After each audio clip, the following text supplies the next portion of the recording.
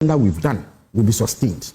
Our objective is to ensure that we don't get back to the problems that we've had in the past. Because every analyst of this economy will tell you that the biggest problem we've had cyclically has been overspending. We spend far more than we earn as a country. So we are always in debt. Kabiru raised the issue about COVID. We have challenged it. It is true that COVID had an impact on all global economies. The US, advanced economies were reeling. But at the end of COVID, check the finances, check the economic indices in those countries. You find that even where there were slippages, they were not as wide as ours. What happened in our case? COVID struck globally sometime in 2019. I think in March or so, Ghana recorded this first case. So then we knew that COVID was here. It started. There was a certain government response. There was a lockdown. Some items were shared to vulnerable groups and what have you.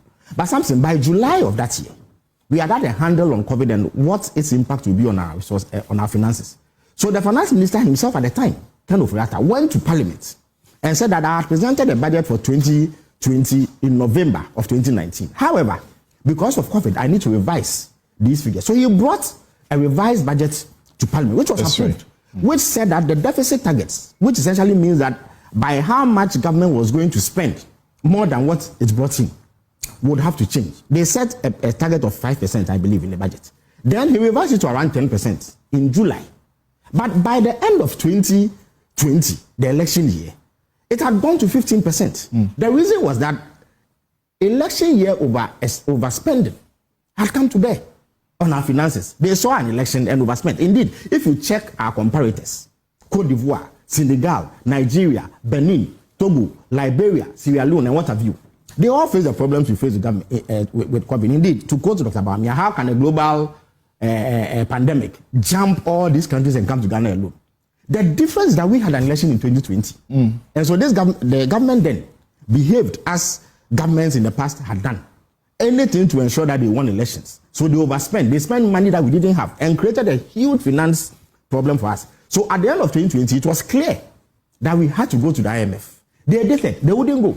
They went around claiming that they were proud people and that they would not go to, and because of the propaganda they had done against the NDC in 2014, 2015, when we went to the IMF. So they waited for far too long. Then sometime in 2022, finally, somebody convinced the president they had to go, but by that time it was late. And then they had to do the debt restructuring, which had a horrible effect on bondholders. By that time, our currency had crashed, inflation was going through the roof, cost of living was rising. That has been avoided. You find that we set a deficit target of what? Is it 3.6%? We did 3.1%.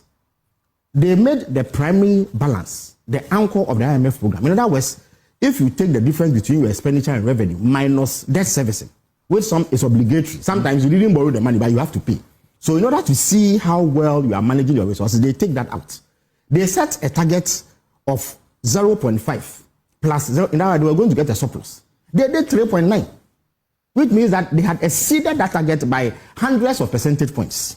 We set a target of 1.5 surplus. We have done 2.6%, which is the biggest in recent times. It is a very steep improvement over what we did. So even the targets we set in the budget, we have exceeded it because of prudence. It is not everything that we have spent on. Some have complained that, oh, that means that the monetary or the fiscal policy is too tight. It is necessary to ensure that we don't spend on things that we don't need. So, for instance, this independence celebration, we've celebrated it. We did it yesterday.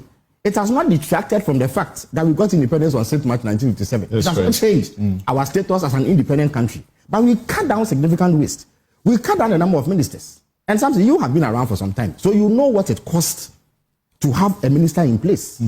Very soon we will send the presidential office staff list to Parliament. I'm sure sometime next week in compliance with the Presidential Transition Act. Something that list is at least 100 less than what the MPP had. So that is another cut. If you come to the Jubilee presidency today, you will not see televisions blazing with satellite television. It was cut. Indeed, I had to go to beg the president to make a special case for me because I need to monitor global events as part of my mandate. And then he granted it. But every other office has had it shut off. When I came to power, and indeed I said this some time ago and people misinterpreted it.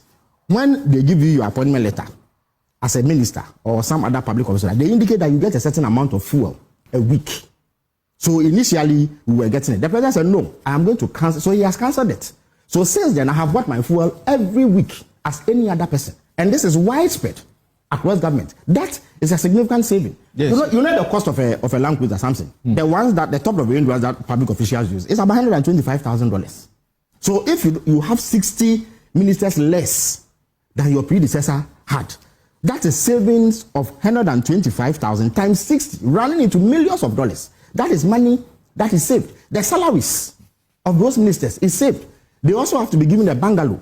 And often when they have to refurbish it a bit because it would have deteriorated over the period. Yeah. That comes with some money. In addition to the Land Cruiser, they give you a saloon car, which because of what we use should be around $40,000 to $50,000, even if you were to take out duty payments, which is often waived because it is for government. That is another cost, fueling that as well. And the allowances that you get, your travel,